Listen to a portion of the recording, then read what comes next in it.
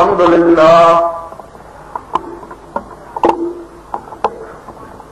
وحده والصلاة والسلام على من لا نبي بعده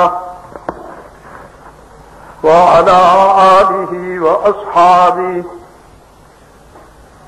الذين أوفوا عهده الذين هم مفاتيح الرحمة ومصابيح الغرر. أعوذ بالله من الشيطان الرجيم. بسم الله الرحمن الرحيم. يا أيها الذين آمنوا اتقوا الله وكونوا مع الصادقين. صدق الله العظيم.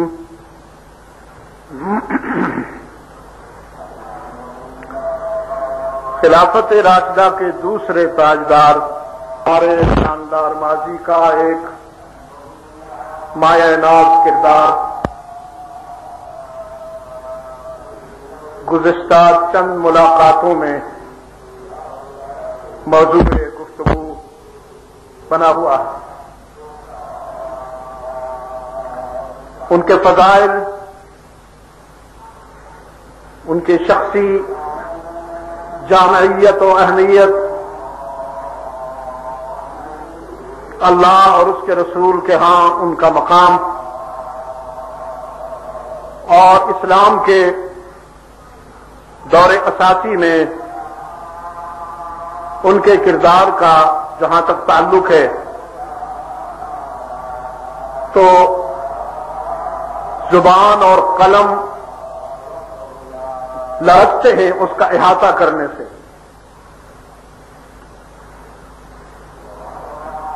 حضرت شاہ ولی اللہ رحمت اللہ تعالی علیہ نے اپنی مایہ ناز تصنیف ازالت الخفا میں اسلام کے اس بطل جلیل کو جس خوبصورت انداز میں خراج تحسین پیش کیا ہے، میں سمجھتا ہوں کہ وہ حرف آخر ہے.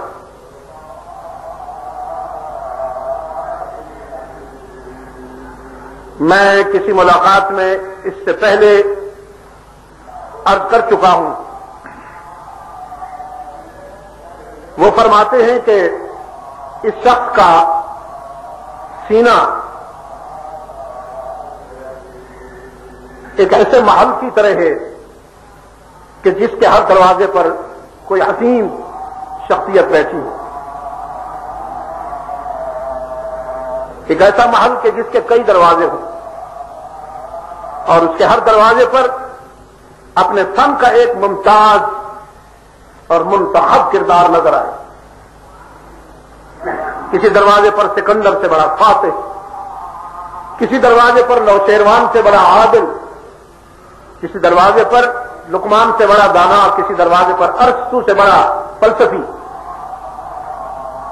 اور کسی دروازے پر ابو علی سینا سے بڑا حاذق، کسی دروازے پر رستم سے بڑا جری، اور کسی دروازے پر حیدر کرار سے بڑا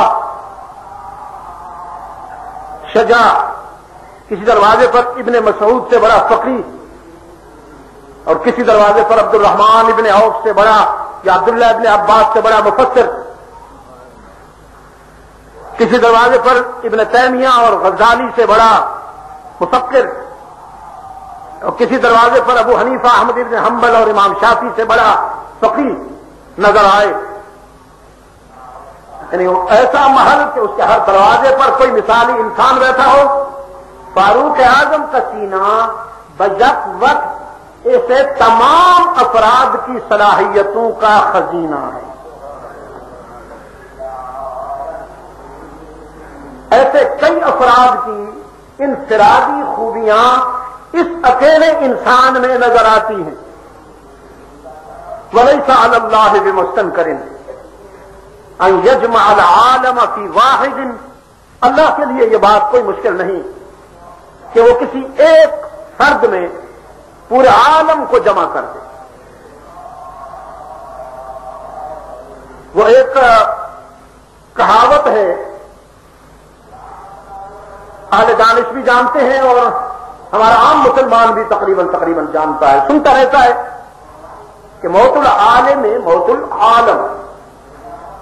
ایک عالم کی جو موت ہے وہ پورے عالم کی موت. کیا مطلب ہے؟ یعنی عالم کا مرنا عالم کا مرنا ہے، پورے جہان کا مرنا ہے. کیا مطلب؟ حالانکہ ایک شخص چلا گیا، پورا شہر باقی ہے، پورا ملک باقی ہے، کائنات کا نظام چل رہا ہے اور تو کوئی نہیں مرا. تو پھر اس کہاوت کا کیا مفہوم ہے کہ موت العالم ہے موت العالم؟ تو اس کا مفہوم یہ ہے کہ اس عالم کا جو علم تھا وہ پورے عالم کا نمائندہ تھا، پورے عالم کا نمائندہ تھا. اس ایک شخص کا علم، اس ایک شخص کا تفکر. تو اب اس ایک شخص کا اس بزم سے اٹھ جانا پوری بزم کو ویران کر گیا. ہاں جی، ایک شخص کا اٹھ جانا پورے بزم کے وسعتوں کو ویران کر گیا. تو وہ علماء بھی بہرحال ہمارے شاندار ماضی کے مختلف ادوار میں اس دنیا میں موجود رہے کہ جن کی شخصی جامعیت کا واقعہ یہی عالم تھا کہ ان میں ایک دنیا آباد تھی، وہ پوری کائنات کے نمائندہ تھے. اب ہر اچھی چیز پر زوال آ رہا ہے. وقوع قیامت کے لیے یہی ضروری ہے کہ ہر خیر پر زوال آئے گا، ہر اچھی بات کم ہوتی چلی جائے گی، شر پھیلتا چلا جائے گا، پھر اس کائنات کی بساط لپٹ جائے گی. مجھ سے لوگ فون پر یا بالمشافہ پوچھتے ہیں کہ یہ جو حالات ہیں کیا ہے. تو میں نے کہا اگر فلسفیانہ انداز میں سمجھنے کی کوشش کرو گے تو پریشانی میں اضافہ ہوگا، کنفیوز ہوتے چلے جاؤ گے. اگر آپ مجھ سے پوچھتے ہیں تو پھر ایک ہی جواب ہے اور وہ یہ ہے کہ کائنات کی بساط لپٹنے کی تیاری ہو رہی ہے. بس یہ کائنات اپنی طویل عمر پوری کر چکی ہے اور اللہ کے رسول صلی اللہ علیہ وسلم کی ایک ایک بات وہ 100% سچی ہوتی نظر آ رہی ہے. چند آیات اگر باقی ہیں تو ان کے سچے ہونے کے لیے بھی ہوم ورک ہو چکا، تیاری ہو چکی. تو میں نے اس گفتگو کے آغاز میں ایک بات کہی تھی، جو دوست مسلسل سماعت فرما رہے ہیں میری گزارشات کو انہیں یاد ہوگا کہ اللہ کی نصرت کا وعدہ مشروط ہے، غیر مشروط نہیں. ومن اصدق من اللہ قیلا، اللہ سے بڑھ کر اپنی بات میں سچا کون ہوگا؟ ہاں جی، تو وہ اپنا وعدہ پورا کرتا ہے، اس میں کوئی شک نہیں. کوئی نہیں روک سکتا اس کو اپنا وعدہ پورا کرنے میں، کوئی رکاوٹ سوچی بھی نہیں جا سکتی. لیکن اس کا وعدہ مشروط ہے. اس کے لیے اگر ان شرائط پر پورا اترے گا کوئی تو اللہ کی مدد آئے، لیکن اگر وہ شرائط پوری نہیں ہوں گی تو پھر وہ اپنے فیصلے میں خود مختار ہے. چاہے تو بغیر شرائط کے بھی اپنا کرم فرما دے، اس سے بھی اسے کوئی نہیں روک سکتا. حدیث میں اللہ کے رسول صلی اللہ علیہ وسلم نے فرمایا کبھی کبھی اللہ اپنے کسی فاسق فاجر بندے سے بھی دین کا کام لے لیتا ہے. ان اللہ یؤید الدین برجل فاجر برجل فاسق. اللہ کبھی کبھی اپنے بندوں میں سے کسی فاسق فاجر آدمی سے بھی دین کا کام لے لیتا ہے. وہ تو پرندوں سے لشکروں کا کام لے سکتا ہے، اسے کون روکتا ہے؟ لیکن جو اصول ہے ایک وہ اصول یہ ہے کہ ایمان و عمل کے معیار پہ پورے اترو گے، پھر میرا کرم، پھر میرا وعدہ بھی سچا ہوگا، میں اپنا وعدہ سچا کروں گا۔ ان تنصروا اللہ ینصرکم، تم مجھ سے کی ہوئی بات پوری کرو، میں تم سے کیا ہوا وعدہ پورا کروں گا۔ یہ بھی گزشتہ کسی ملاقات میں عرض کر چکا ہوں کہ یہاں نصرت کے جو معنی ہیں یا مفہوم ہے وہ نہیں ہے جو عام لغت میں یا ڈکشنری میں اس کا ترجمہ آتا ہے۔ نصرت کا معنی ہے کسی کی مدد کرنا، تو یہاں جب اللہ کی طرف منسوب ہوگی نصرت بندوں سے، مطلب ان تنصروا اللہ، اگر تم اللہ کی، اب ظاہری معنی یہ بنتے ہیں کہ اگر تم اللہ کی مدد کرو گے تو اللہ بھی تمہاری مدد کرے گا۔ کیا مطلب؟ ان تنصروا اللہ، اگر تم اللہ سے کیا ہوا وعدہ پورا کرو گے، ینصرکم، تو وہ تمہاری مدد کرے گا۔ مکروا، وہ مکر کرتے ہیں، وہ مکر اللہ، تو پھر اب الفاظ تو وہی آ گئے، نیگیٹو کے لیے بھی، پازیٹو کے لیے بھی، منفی کے لیے بھی، مثبت کے لیے بھی الفاظ وہی ہیں، بالکل ایک جیسے ہیں۔ مکروا وہ مکر اللہ، وہ مکر کرتے ہیں، جھوٹ سے، جدل سے، تلبیس سے، دھوکے سے مکر کرتے ہیں۔ وہ مکر اللہ، اور اللہ ان کے جدل کو، تلبیس کو، دھوکے اور فریب کو ناکام کرنے کے لیے اپنی حکمت عملی کے مطابق فیصلے کرتا ہے۔ تو کسی بھی لفظ کا ترجمہ کرنے سے پہلے ایک صاحب علم یہ ضرور دیکھے گا کہ یہ لفظ کس سے بولا جا رہا ہے، مخاطب کو ضرور دیکھے گا، اس کو سامنے رکھ اس کا ترجمہ کرے گا، تو پھر توازن رہے گا، بیلنس رہے گا۔ عصر حاضر کے بہت سارے فتنوں میں سے ایک فتنہ یہ ہے کہ سب سے بڑا فالٹ، سب سے بڑا نقص یہ ہے کہ علم و حکمت کی بات نہیں ہے، سنی سنائی سے گزارا چل رہا ہے، سنی سنائی سے۔ تو الفاظ کا ترجمہ کرتے ہوئے یہ نہیں دیکھا جاتا کہ یہ الفاظ کہاں بولے گئے ہیں، کون بول رہا ہے اور کس سے متعلق بولے جا رہے ہیں، یہ نہیں دیکھا جاتا۔ پھر جب یہ نہیں دیکھا جاتا تو ترجمے میں بھی انصاف نہیں ہو سکتا۔ ان تنصروا اللہ، اگر تم اللہ سے کیا ہوا وعدہ پورا کرو گے، ینصرکم، تو پھر وہ تمہاری مدد کرے گا۔ سیدنا عمر فاروق رضی اللہ تعالی عنہ، میں نے کہا کہ زمین کانپی تھی تو حجت کر کے فرمایا تھا، کیوں؟ میں نے تجھ سے عدل نہیں کی، بس پھر کبھی نہیں کہا۔ یہ حجت کیسے قائم ہوئی ان کی؟ عناصر اربعہ نے ان کے حکم کی اطاعت کی ہے، اگر ان میں سے کسی نے بھی تھوڑی سی روگردانی کر لی تو فرمایا کیوں؟ جب میں نہیں چوکا، جب میرا قدم غلط نہیں اٹھا، تو پھر تیرا برتاؤ میرے ساتھ منصفانہ کیوں نہیں، آگے لانا کیوں نہیں؟ وہ یہ کہہ سکتے تھے اس لیے کہ وہ اس کسوٹی پہ پورے اتر رہے تھے، انہیں یہ حق تھا کہ اس معیار پہ پورے اتر رہے تھے جو معیار اللہ نے قائم فرمایا ہے کہ جب میں اللہ سے کیا ہوا وعدہ نبھا رہا ہوں، اللہ اکبر، مال غنیمت آیا، سیدنا سعد بن ابی وقاص رضی اللہ تعالی عنہ مدائن قادسیہ اور ایران کو فتح کر کے، کسرا کو فتح کر کے، کسرا کی فتح کے بعد جو مال غنیمت آیا تو وہ سونے کا ایک اتنا بڑا ڈھیر لگ گیا کہ لوگ اس کی بلندی کو گھر میں بیٹھے ہوئے دیکھتے تھے، اتنا بڑا ڈھیر لگا سونے کا، جواہرات کا۔ مسجد نبوی کے صحن میں سیدنا عمر فاروق رضی اللہ تعالیٰ عنہ اسلام کے کچھ مجاہد اس کی نگرانی کے لیے کھڑے کر دیے، رات بھر انہوں نے پہرا دیا، نگرانی کی۔ صبح ہوئی، سورج طلوع ہوا تو ہیرے جواہرات جگمگ جگمگ کر اٹھے۔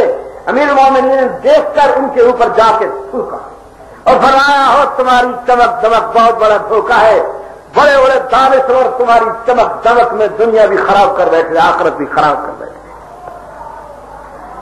تم اتنے ناقابل اعتماد ہو۔ ہیرے جواہرات سے خطاب کر کے فرمایا کہ تمہاری چمک دمک ہاں جی شاہ ایران کو کسرا کو نہ بچا سکی، آج تم سنگریزوں کی حیثیت سے یہاں آئے ہوئے ہو، بیٹھ گئے جیسے باجرہ جوار کے ڈھیر کو کوئی سخی تقسیم کرتا ہے، اسی طرح مال غنیمت کو فقراء میں، مساکین میں، یتامہ میں اور مجاہدین اسلام میں تقسیم کر رہے ہیں کہ ان کی بیٹی سیدہ حفصہ کی طرف سے پیغام آیا، سیدہ حفصہ بنت خطاب کی طرف سے پیغام آیا، امیر المومنین اقربا کے لیے بھی قرآن کہتا ہے اقربا کا خیال کیا جائے، کچھ اقربا کا بھی حصہ ہے اس مال میں۔ اپنے بیٹے عبداللہ سے فرمایا، عبداللہ جاؤ میری بچی سے کہو ہاں میرا رب اقربا کا خیال رکھنے کو کہتا ہے، لیکن وہ اپنے مال میں اقربا کا خیال کرنے کو کہتا ہے، یہ میرا تھوڑی ہے، یہ تو محمد کی امت کا مال ہے، اس میں تیرے لیے ایک پائی بھی نہیں ہوگی، تیرے لیے بھی نہیں ہوگی اور تیرے باپ کے لیے بھی نہیں ہوگی۔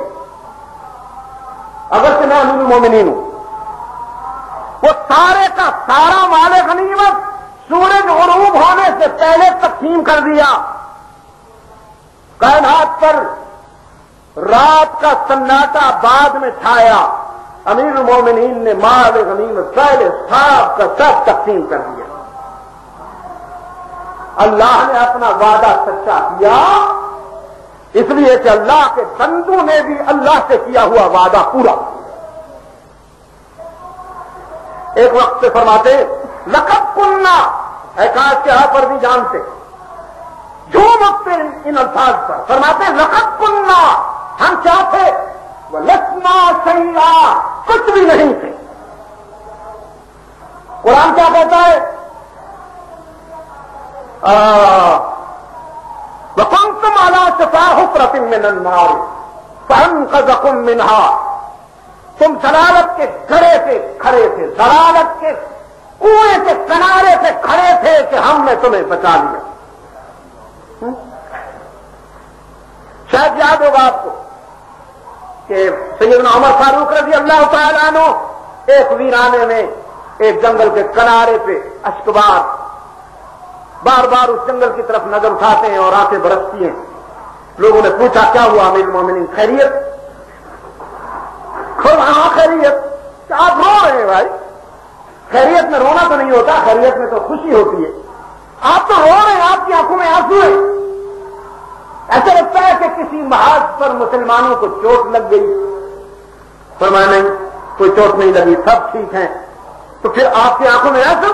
فرمایا ہاں آنسو اس لیے ہیں کہ یہ وہی جگہ ہے جہاں میں نے لڑکپن میں بکریاں چرائی تھی، یہ وہی جنگل ہے، یہ وہی ویرانہ ہے جہاں میں بکریاں چرایا کرتا تھا، اور بکریاں مجھ سے سنبھالی نہیں جاتی تھی، کوئی ادھر بھاگتی کوئی ادھر بھاگتی، اور میرا باپ خطاب مجھے ڈانٹتا، عمر بکریاں تو سنبھال نہیں سکتے ہو، زندگی کس طرح گزارو گے۔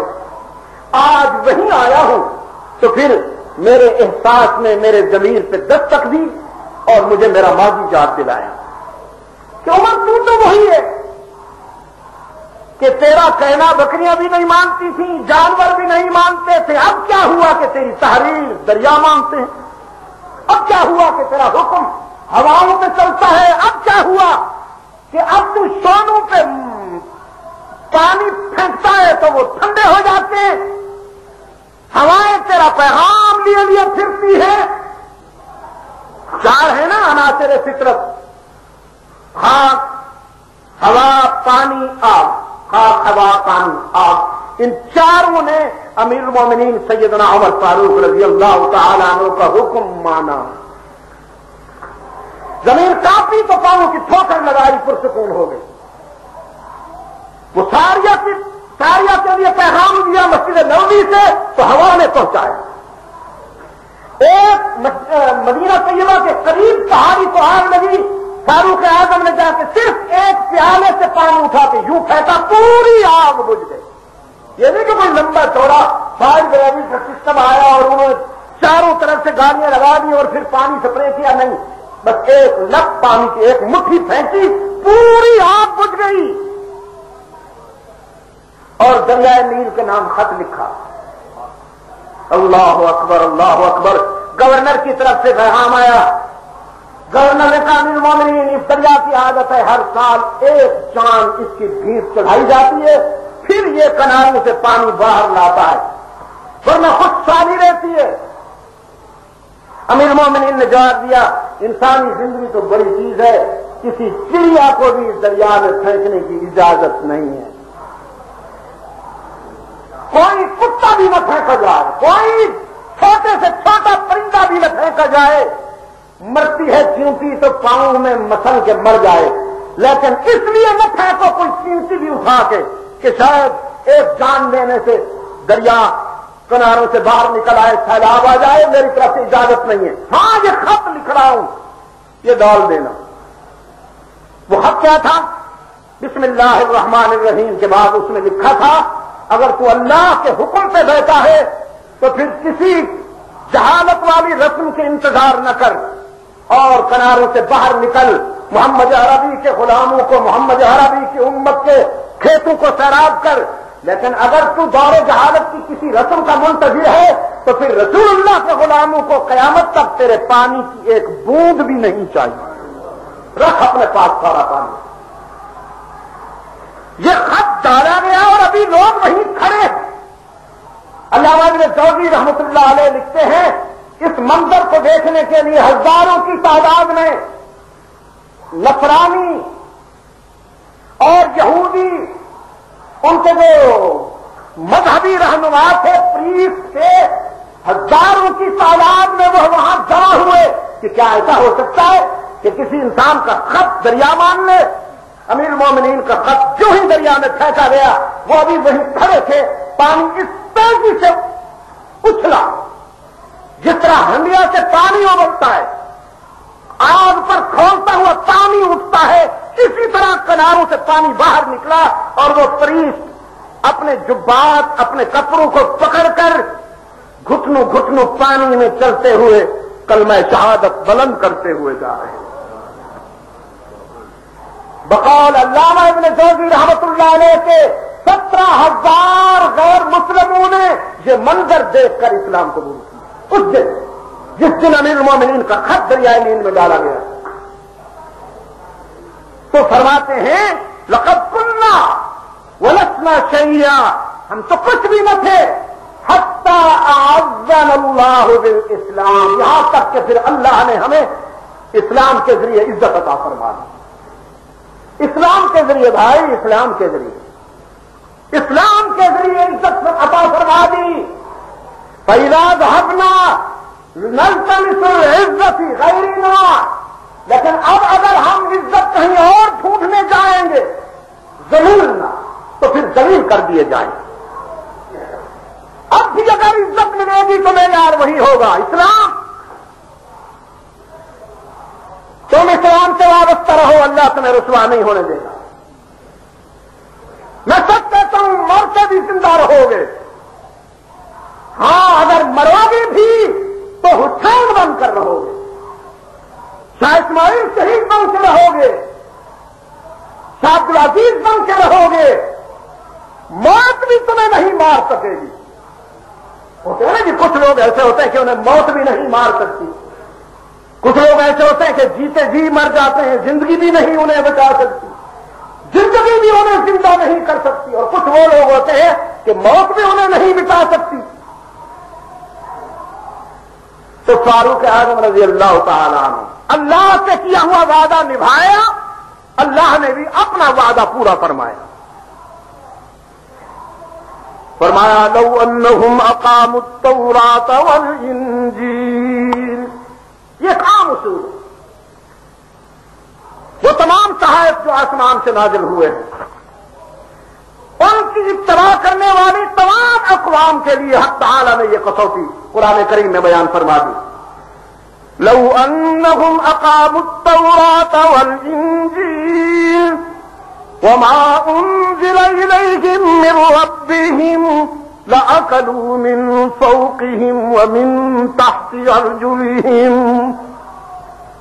ہماری رہنمائی کے مطابق ہم نے جو تم پر جو کچھ اتارا ہے اگر اس کے مطابق زندگی گزارو گے تو پھر کائنات کی ہر شے تمہاری غلام ہو۔ پھر اللہ فی الارض کی حیثیت سے، یعنی تمہارا اسٹیٹس بنے گا کہ تم خلیفۃ اللہ فی الارض ہو، اللہ کے نمائندہ ہو. تم اللہ سے ڈرو گے، کائنات کی ہر شے تم سے ڈرے گی. تم اللہ کی بات مانو گے، کائنات کی ہر شے تمہاری بات مانے گی. سیدنا عمر فاروق رضی اللہ تعالی عنہ کے دور خلافت میں اسلام کو نہ ماننے والے بھی اس بات کا اعتراف کرتے ہیں. یہ پہلا حکمران ہے کہ جس کی سلطنت میں، پوری سلطنت میں کوئی ایک بھی شخص گداگر نہیں رہا، گداگر فقیر نہیں رہا. کیوں؟ کہ امیر المومنین خود فقیر تھا. ہاں، وہ خود فقیر تھے. حضرت انس بن مالک رضی اللہ تعالی عنہ کی روایت ہے بخاری شریف میں،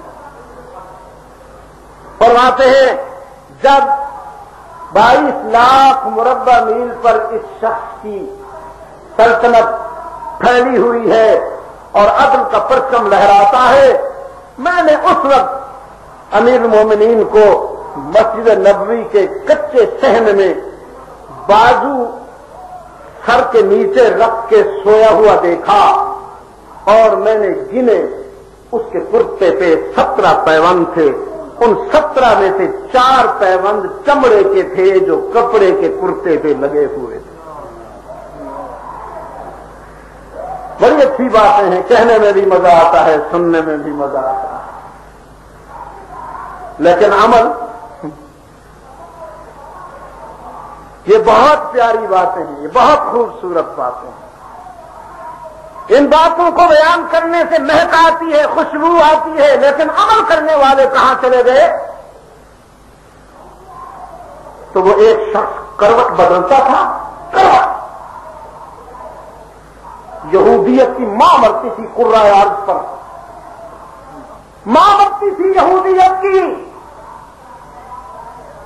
طاغوت کی جھرجھری اس کے وجود پر کر ابن خطاب نے کروٹ لی. ایمان کی طاقت میرے گرامی قدر دوستوں بہت بڑی طاقت ہے. یہ ایٹمی ہتھیار اور یہ میزائل کیا مقابلہ کریں گے ایمان کی قوت کا؟ بہت بڑی قوت ہے یہ. تو میں نے عرض کیا ایک گہری سازش کے تحت، اور سچی بات تو یہ ہے کہ جامع حیات لبریز ہو گیا، وقت آ گیا. فجر کی نماز میں آپ پر قاتل نے وار کیا. امیر المومنین گرے تو اپنے پیچھے کھڑے ہوئے عبد الرحمن ابن عوف کو مصلی پہ کھڑا فرمایا. رحمت عالم صلی اللہ علیہ وسلم کی مسجد کے یہ نمازی تھے کہ صدر مملکت زخمی گرا پڑا ہے، اس کے پیچھے کھڑے ہوئے ایک شخص کو آگے کر دیا گیا ہے، نماز ادا ہو رہی ہے. اور جو قاتل تھا اس نے بھاگنے کی کوشش کی کہ کہیں سے کوئی گنجائش نکلے تو میں بھاگ کے نکل جاؤں، لیکن وہ اسلام کے فرزندوں کی صفیں تھیں، اسلام کے مجاہدین کی صفیں تھیں. کسی صف میں سے اسے بھاگ نکلنے کی گنجائش نظر نہ آئی، تو پھر اس نے وہی خنجر جس سے امیر المومنین کو گھائل کیا تھا، وہی خنجر اس نے اپنے سینے میں اتار دیا اور مردار ہو گیا. امیر المومنین تو زخمی تھے، وہ وہیں ختم ہو گیا.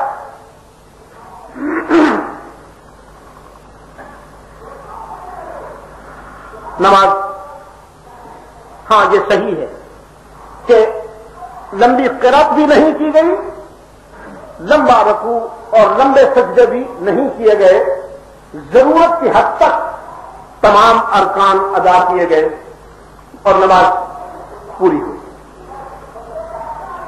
پہلا سوال کیا من قتلنی، من قتلنی، میرا قاتل کون ہے؟ لوگوں نے جا کے دیکھا، فرمایا فیروز مجوسی ہے.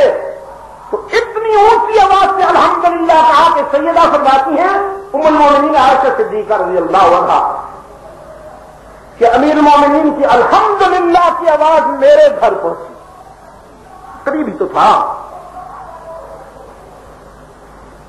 سیدہ عائشہ صدیقہ رضی اللہ عنہا کا گھر مسجد نبوی سے کتنا دور ہے بھائی؟ جو ریاض الجنہ سے روضہ اطہر حضور صلی اللہ علیہ وسلم کا مرکز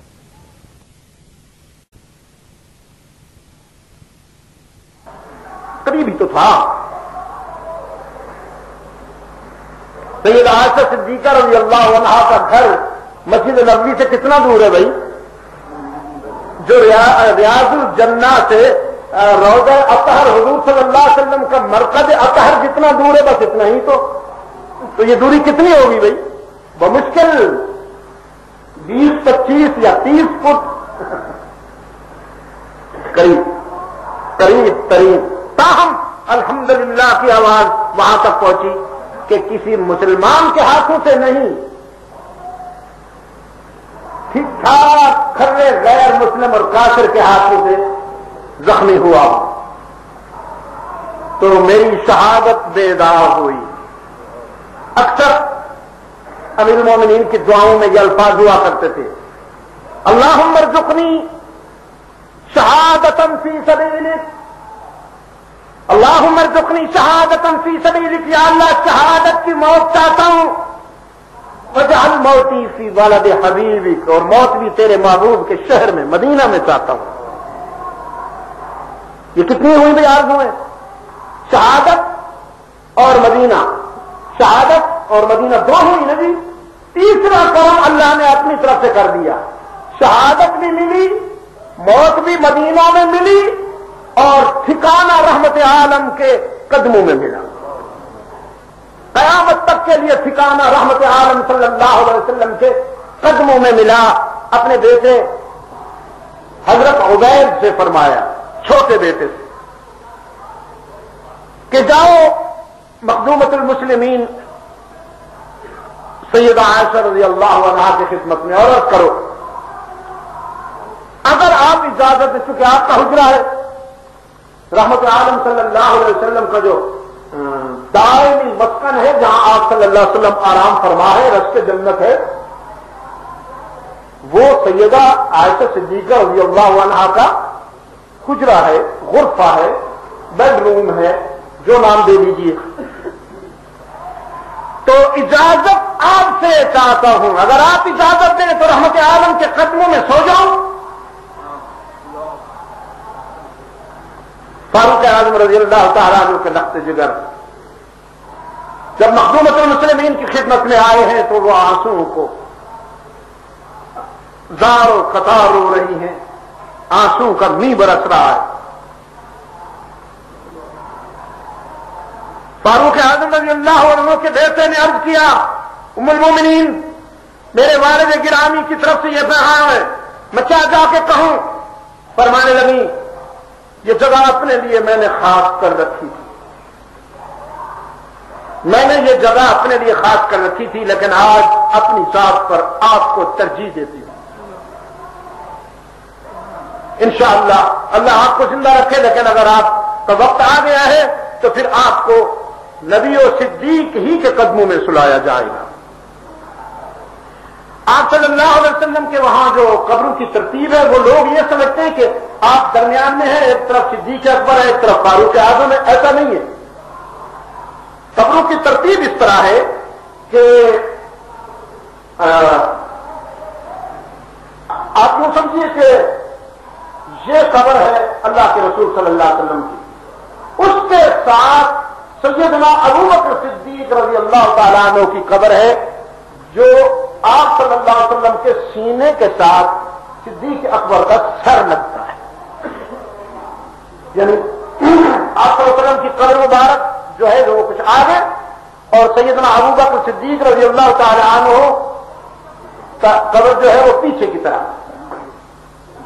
تو اگر آپ دور کھڑے ہو کے دیکھیں تو یوں موازنہ کریں گے کہ حضور صلی اللہ علیہ وسلم کے سینے کے ساتھ ابو بکر کا سر، اور سیدنا عمر فاروق کی جو قبر ہے وہ ان دونوں کے قدموں میں بنتی ہے. یہاں نبوت و صداقت کے قدموں میں عدالت آرام کر رہی ہے. نبوت و صداقت کے قدموں میں عدالت آرام کر رہی ہے. تو اس پر اور زیادہ مسرور ہوئے الحمدللہ کہ حق تعالی نے جو میں نے مانگا نہیں تھا دل میں تو آرزو تھی. کچھ باتیں ایسی ہوتی ہیں نا جی کہ انسان دل میں رکھتا ہے, ان کا اظہار زبان پر نہیں لاتا اس کو کہ میرا رب جانتا ہے, وہ دلوں کا بھید جاننے والا ہے. 2 آرزویں بیان کر دی تھیں, لیکن ایک آرزو جو دل میں تھی زبان پر کبھی نہیں آئی تھی وہ بھی حق تعالی نے قبول فرما لی. تو یہ ہمارا جو خلافت راشدہ کا 10 سالہ دور ہے وہ اس طرح کچھ سامنے آتا ہے کہ سیدنا عمر فاروق رضی اللہ تعالیٰ عنہ کے دور خلافت میں تمام قرآنی وعدے اور نبوی بشارتیں ان کی تکمیل ہوتی نظر آتی ہے. وَلَيُمَكِّنَنَّ لَهُمْ دِينَهُمُ الَّذِي ارْتَضَىٰ لَهُمْ, ہم تمہارے دین کو تمکین عطا فرمائیں گے. وَلَيُمَكِّنَنَّ لَهُمْ دِينَهُمُ الَّذِي ارْتَضَىٰ لَهُمْ وَلَيُبَدِّلَنَّهُم مِّن بَعْدِ خَوْفِهِمْ أَمْنًا, اور پھر ہم تمہارے خوف کو امن سے بدل دیں گے. دلوں سے خوف چلا جائے گا, امن و سکون آ جائے گا. بھئی اطمینان کس وقت ملتا ہے انسان کو؟ یہ اطمینان اور سکون کی جو کیفیت ہے اس کو اگر الفاظ میں بیان کیا جائے تو کس طرح کیا جائے گا؟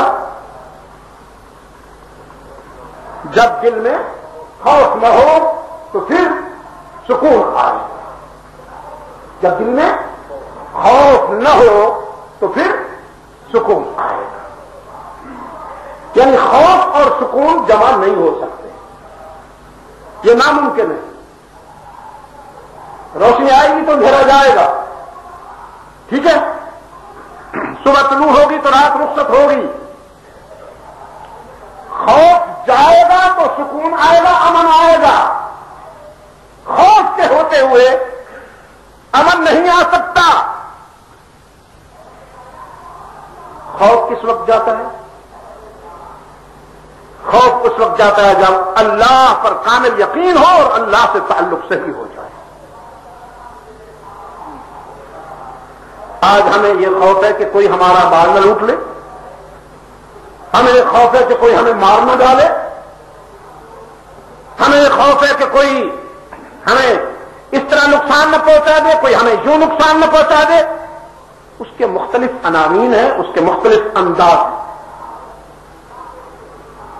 لیکن جب اللہ پر کامل یقین ہو جائے گا تو خوف خود بخود ختم ہو جائے گا. دل میں صرف اسی کی یاد آباد رہے گی. اللہ سے ڈرنے والوں کو دنیا کے خوف کی کوئی ضرورت نہیں ہوتی, خوف ان کے قریب نہیں آتا. چنانچہ اس آیت کی تکمیل اس جملے پہ ہوئی کہ یعبدوننی لا یشرکون بی شیئا, اللہ ہی کی عبادت کی جائے اور اس کے ساتھ کسی کو شریک نہ کیا جائے. ہر اہم وعدے میں قرآن کریم سے جب آپ مطالعہ کریں گے تو ہر اہم وعدے کی تکمیل اسی پہ ہوگی کہ اللہ کے حق میں کسی بندے کو شریک نہ کیا جائے. یہ غیرت کا معاملہ ہے, غیرت کا معاملہ ہے. انسان چھوٹی سی غیرت اس کے پاس بھی ہے, چھوٹی سی غیرتوں کے خالق نے چھوٹی سی غیرت انسان کو بھی عطا فرمائی ہے, اور یہ اس میں بہت غیور ہے. اتنا غیور ہے کہ کسی دوست کو تو کیا بھائی کو بھی شریک برداشت نہیں کرتا. مثلا بیوی بیٹی کی حیثیت سے باپ کا احترام کرتی ہے، بہن کی حیثیت سے بھائی کا احترام کرتی ہے، بھانجی کی حیثیت سے ماموں کا احترام کرتی ہے، بھتیجی کی حیثیت سے چچا کا احترام کرتی ہے، سب ٹھیک۔ اپنے خاوند کے دوستوں کی بھی عزت کرتی ہے، سب ٹھیک۔ لیکن جس نظر سے وہ خاوند کو دیکھتی ہے اس نظر سے کسی اور کو نہیں دیکھتی، یہی بات ہے۔ آپ کا سر بہت ہلکا ہلا اور آپ کی آواز بھی ماشاءاللہ بہت ہی نحیف سی نکلی، کہیں اس جوہر کو کوئی داغ تو نہیں لگ گیا؟ کیونکہ مغرب میں ایسا نہیں ہوتا، مغرب تو غیرت کے نام پر قتل کو تسلیم نہیں کرتا، وہ کہتا کیا ہوا؟ کھیتی کو اپنے جانور بھی چر گئے تو کوئی بات نہیں، کسی اور کے جانور نے چر لیا تو کیا ہوا؟ اس کے ہاتھوں یہ شاملات ہے۔ لیکن میں آپ سے پوچھ رہا ہوں کہ کوئی منکوہا جس کے قدموں میں جنت آنے والی ہے، فطرت جس کے قدموں میں جنت رکھنے والی ہے، اپنے خاوند کے ساتھ اس کا یہ معاہدہ ہے، اس کی یہ کمٹمنٹ ہے کہ جس نظر سے میں تجھے دیکھوں گی اس نظر سے کسی اور کو نہیں دیکھوں، ٹھیک ہے؟ خاوند بہت ساری کوتاہیاں، بہت ساری غلطیاں معاف کر سکتا ہے۔ کھانا دیر سے بنا یا بنا ہی نہیں، کپڑے جل گئے، برتن ٹوٹ گئے، کوئی اور کوتاہی ہو گئی، معاف کرتا ہے۔ لیکن جس نظر سے وہ خاوند کو دیکھتی ہے اگر اس نظر سے کسی اور کو دیکھ لو گی تو پھر معاف کرتا ہے؟ اب بڑے شوخی سے جواب دیا نہیں۔ دیکھا یہ very very sensitive point, this is very very sensitive point. نہیں، یہ نہیں کرتا۔ اگر حلالی ہے اور مشکوک النسل نہیں، اگر اپنے باپ کا ہے اور جھوٹ چھاؤں کی اولاد نہیں تو یہ نہیں معاف کرتا۔ یہ انسان کی چھوٹی سی غیرت ہے، چھوٹی سی، جو غیرتوں کے خالق کی طرف سے اس کو ملی ہے۔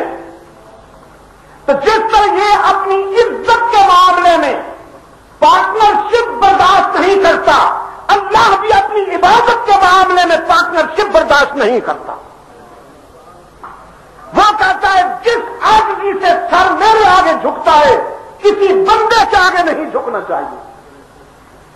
جس تواضع کے ساتھ تم میرے گھر کا طواف کرتے ہو کسی اور کا نہیں ہونا چاہیے۔ جس خلوص کے ساتھ تم میرے سامنے منگتا بن کر کھڑے ہوتے ہو، فقیر بن کر کھڑے ہوتے ہو، کسی اور کے سامنے نہیں ہونا چاہیے۔ یعبدوننی لا یشرکون بی شیئا، میری ہی عبادت کی جائے اور میرے سوا کسی اور کی عبادت نہ کی جائے، میرے حق میں کسی اور کو شریک نہ کیا جائے۔ کیا ہے جی وہ؟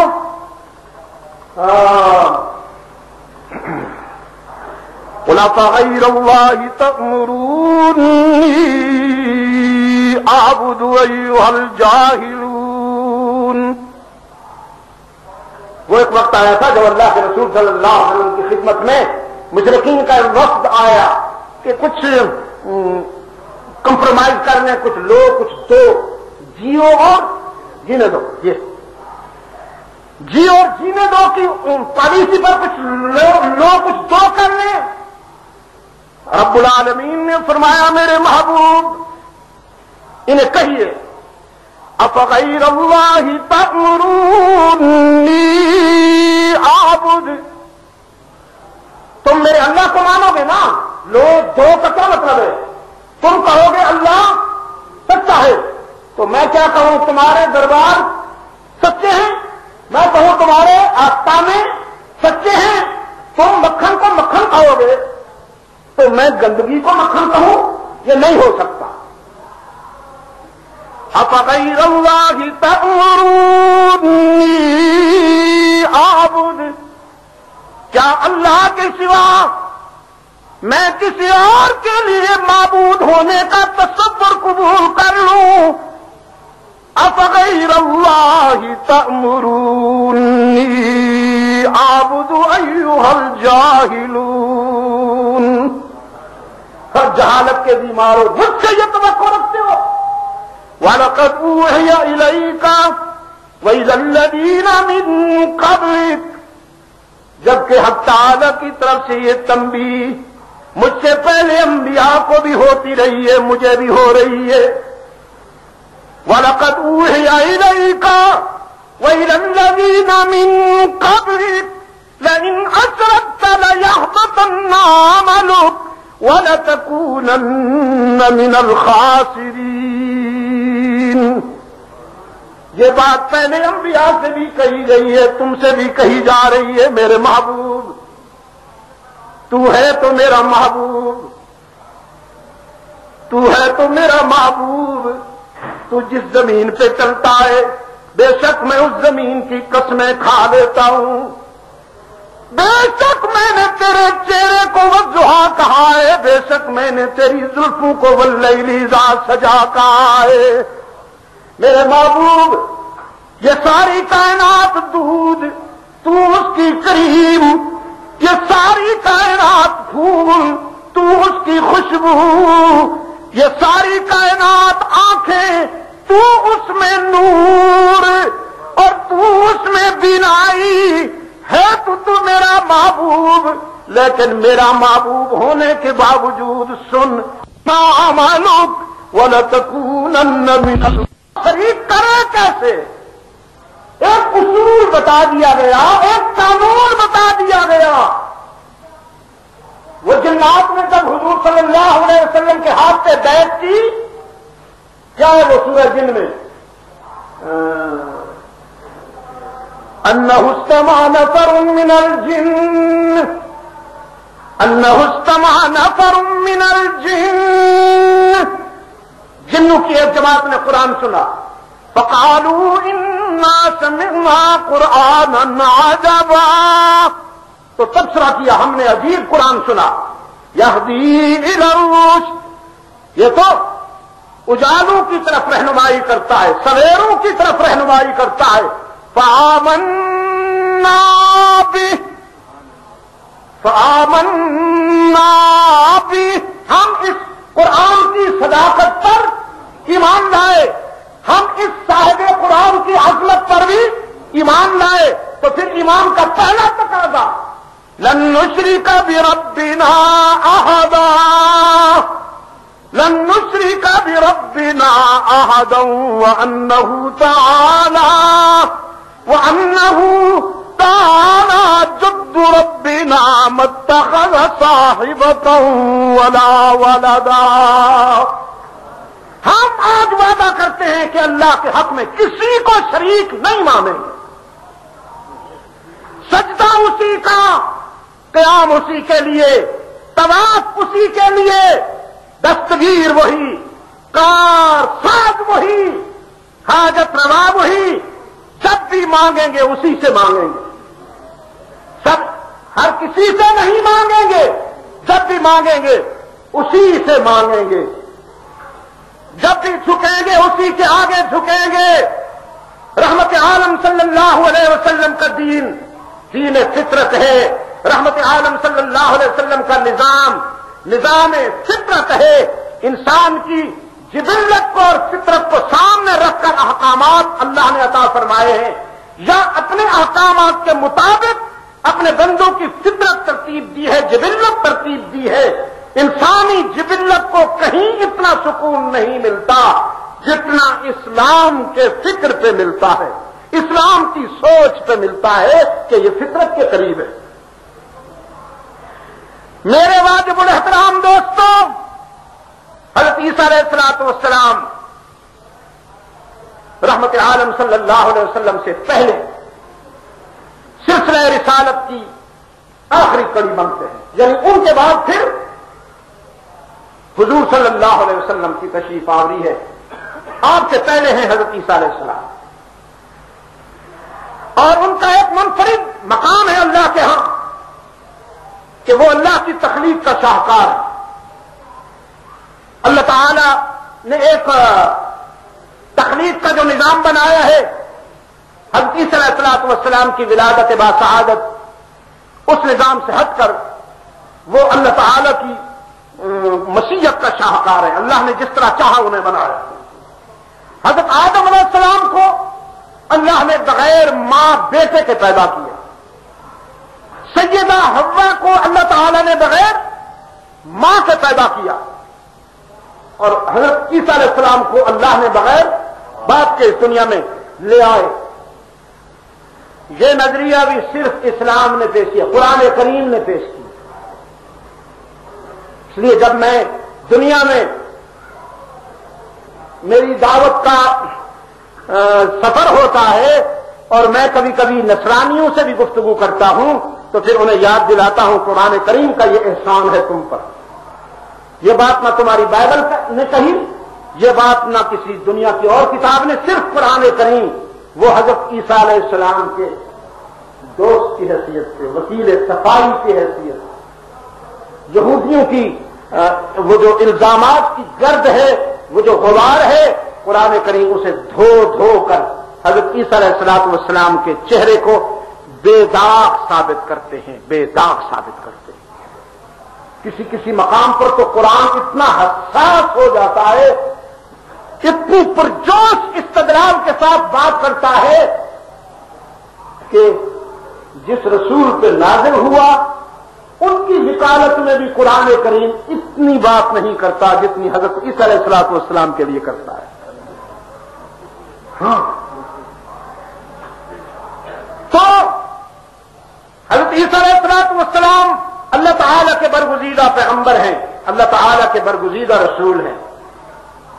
ان کی رسالت پر، ان کی سچائی پر، ان کی صداقت پر ہمارا ایمان ہے۔ انہوں نے اللہ کے رسول صلی اللہ علیہ وسلم کی دین کی تصدیق کرنی ہے دنیا کے سامنے آ کر، جس طرح انہوں نے پہلے کی ہے، انہوں نے اس کائنات کے خاتمے میں بھی آ کے کرنی ہے۔ پہلے بھی انہوں نے کہا تھا کہ میں تمہیں بشارت دیتا ہوں اللہ کے اس آخری رسول کی کہ جس کا نام نامی اس میں گرامی احمد ہوگا، اور آخر میں بھی آ کر انہوں نے یہ بات کہنی ہے اللہ کے رسول صلی اللہ علیہ وسلم کی حیثیت سے، اپنی رسالت کی نسبت کے ساتھ حضور صلی اللہ علیہ وسلم کے متبع ہونے کی حیثیت سے کہ اسلام دین حق ہے اور رحمت عالم صلی اللہ علیہ وسلم اللہ کے آخری رسول ہے۔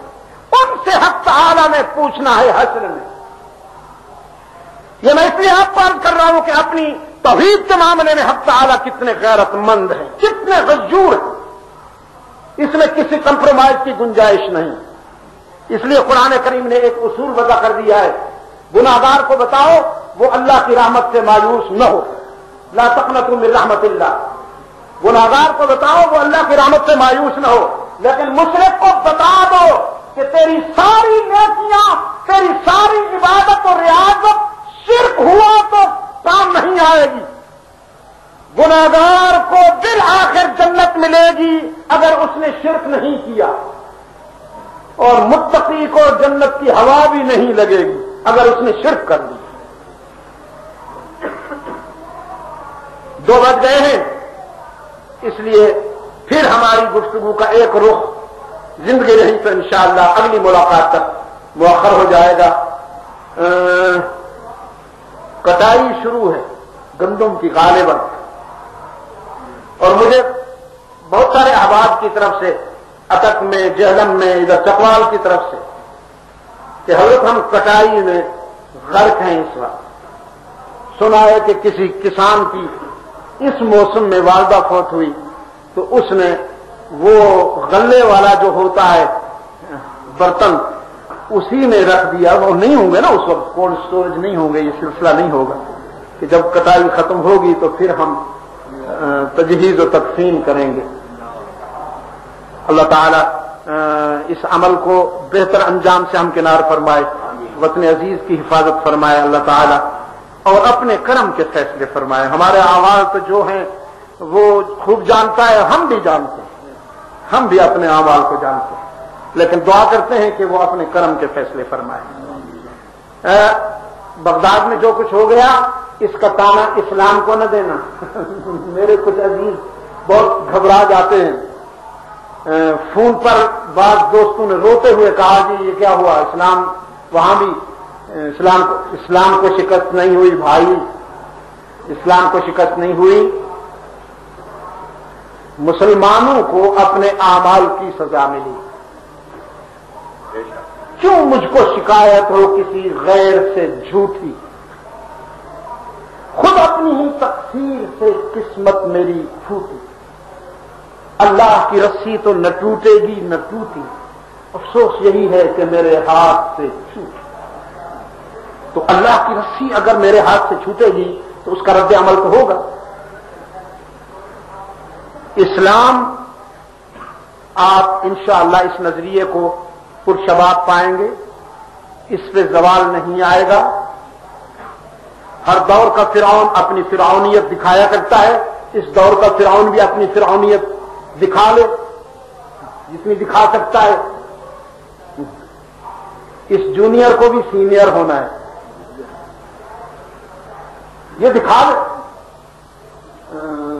لیکن انشاءاللہ اسلام کی صداقت لازوال ہے۔ اگر ہم اسلام کی صداقتوں سے وابستہ ہو جائیں گے تو انشاءاللہ ہم بھی دنیا میں معزز رہیں گے، محترم رہیں گے۔ لیکن اگر ہم جو بوئیں گے تو پھر جو کاٹنے بھی پڑیں گے ہمیں، کیکر کا درخت لگائیں گے تو کانٹوں کا سامنا کرنا پڑے گا ہمیں، سیب لگائیں گے تو انشاءاللہ ہمیں سیب ملیں گے۔ بغداد میں اسلام کو شکست نہیں ہوئی، ہمارے مسلمان بھائی اللہ تعالیٰ ان کی حفاظت فرمائے۔ ہم بہت دعا کرتے ہیں، دکھی بھی ہیں، ہمارا بس نہیں چلتا سوائے دعاؤں کے، اور کچھ نہیں کر سکتے۔ اللہ تعالیٰ ان کے ایمان و اخلاق کی، عزت و آبرو کی اور ان کے بچوں کی حفاظت فرمائے۔ وہ الفاظ میں پھر دوہراؤں گا جو پچھلی ملاقات میں بھی دوہرائے تھے کہ زخم تو لگا ہے، ظاہر ہے کہ ہم اتنے اچھے اعمال والے نہیں ہیں، زخم لگا ہے، لیکن بہرحال دشمن کی پہچان تو ہو گئی۔ یہ جو انسانی حقوق کے علمبردار بنتے تھے، یہ جنہیں دعویٰ تھا کہ ہم انسانیت کے محافظ ہیں، بحمد اللہ تعالی پورے عالم میں ان کی پہچان ہو گئی کہ اس سفید چمڑی کے پیچھے کتنا سیاہ فام درندہ رہتا ہے، اس کے اندر، اس سفید چمڑی کے اندر کتنا سیاہ فام درندہ رہتا ہے، دنیا نے دیکھ لیا۔ اسلام 1400 سال کا سفر کر کے آپ کے سامنے پہنچا ہے، انشاءاللہ اس نے حشر تک کامیابی کا سفر کرنا ہے، اس نے ہر چٹان سے ٹکرانا ہے، ہر طوفان کا سامنا کرنا ہے۔ جہاں کوئی نقصان ہوتا ہے، جہاں کوئی زخم پہنچتا ہے، وہ ہمارے اپنے اعمال کی وجہ سے پہنچتا ہے۔ اللہ کا وعدہ سچا ہے اور وہ اپنے وعدے کو سچا ثابت کرنے میں خود مختار ہے، قادر مطلق ہے، اسے کوئی نہیں روک سکتا۔ اگر ہم اپنے اللہ سے کیا ہوا وعدہ پورا کریں گے تو یقیناً اللہ بھی ہم سے کیا ہوا وعدہ پورا فرمائے گا۔ وآخر دعوانا ان الحمد للہ رب العالمین۔ الحمد للہ رب العالمین الرحمن الرحیم مالک یوم الدین إياك نعبد وإياك نستعين اهدنا الصراط المستقيم صراط الذين أنعمت عليهم غير المغضوب عليهم ولا